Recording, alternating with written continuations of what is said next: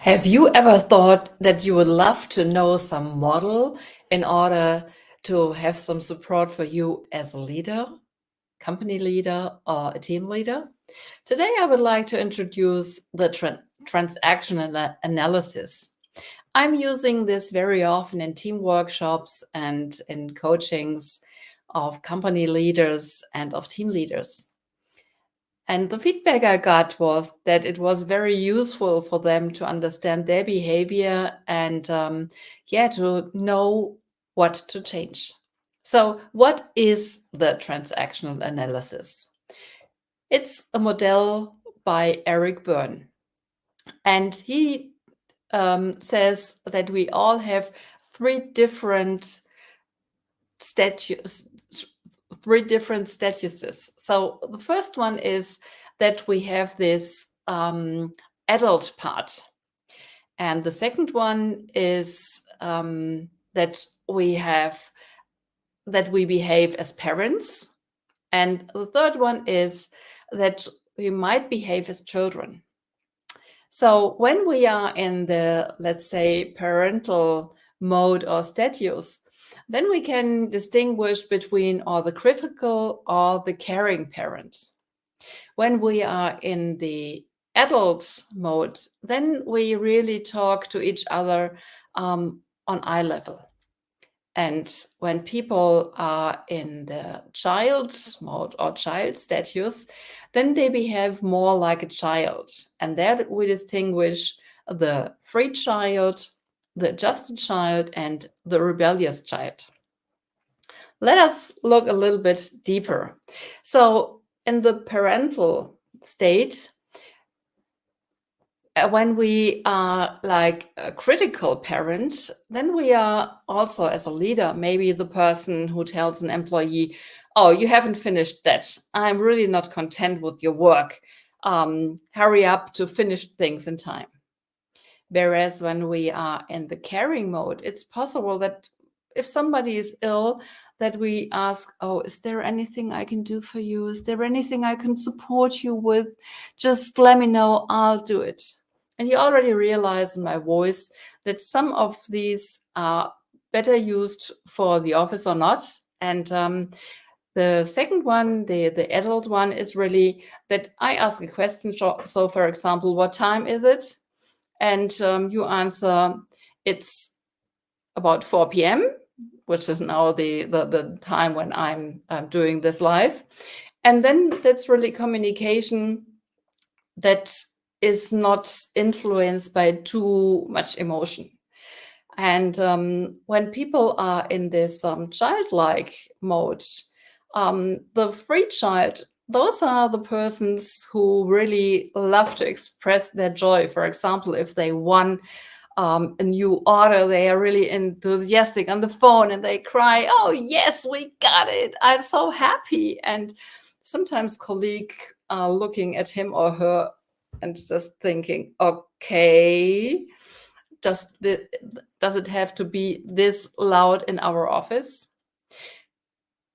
In the model of Eric Byrne, when he was talking about the free child, he had a child in mind that really, for example, loves when it's raining to jump into some water on the street so that the water really gets everywhere.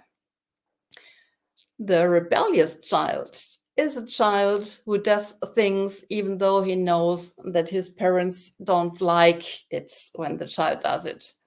So, and this can be true also for an employee who gives comments and knows exactly that, for example, you as a leader, that you are offended by these comments or other colleagues are offended. And that's the rebellious child state. As adjusted child, those were the children when they were small and the mother came in, they were just like this, "Oh, mother or father, I have done everything you wanted me to do. Please don't be angry with me." And it's possible that some employees still behave like these small childs at the office as well. So they always love to please others, to please you as a leader, as a boss. And sometimes it can also be quite difficult with them because in a team you also need people who speak up. And if people only behave in this adjusted child mode, then it's not possible to really get new ideas. These new ideas that can come from the rebellious child. Yes, and as I've already mentioned, also the free child is really good to sometimes be it in the office, to just be happy with some achievement in your team, with the goal that you have reached. In general, we all have those three states, and it's changing throughout the day. So in some situation, we are really um, the adult one who is talking about in a way on eye level to another person, and that's very good to exchange information. And then it's possible that some employee comes with the work, and at this moment I realize, oh, that's not what I wanted, and maybe I'm no longer in the adult mode. Maybe I switch into the parent mode, the critical one, and say, oh, that's not what I'd expected. And then it's good to realize that I'm in this critical parent mode, and to really change it, and also to change my tone. It's possible that I say, oh, I had expected something else. And maybe you can already hear it in my tone. My tone is different. And communication in the office is then a good one when we communicate on this eye level.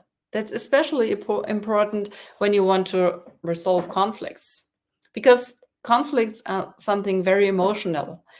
And when one person is in the parent mode, and maybe in the critical parent mode, and the other in the rebellious child mode, then I think that you can imagine that this won't be a really good setting to really resolve the conflict. Then it's good if one person changes the mode from the parent mode to the adult mode, and the other one changes from the child mode to the adult mode as well.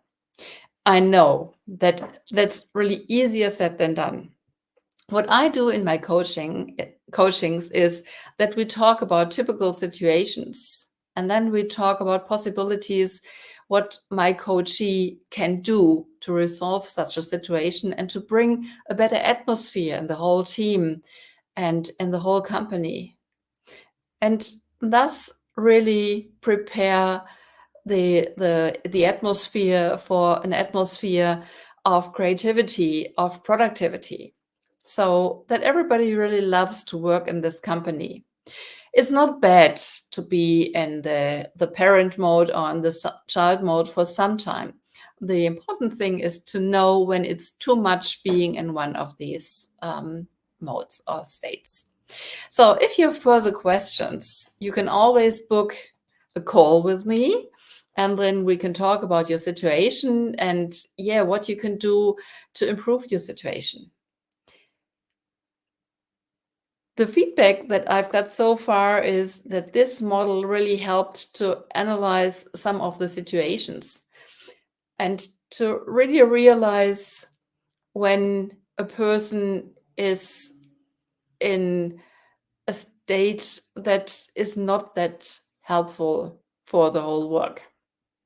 So I would love to support you. I would also love to hear more questions from you. What do you need, or what do you wish to really support your team so that you can have more love and peace in your team, that you can be more creative, that you'll raise your productivity, and that people really love to work in your company?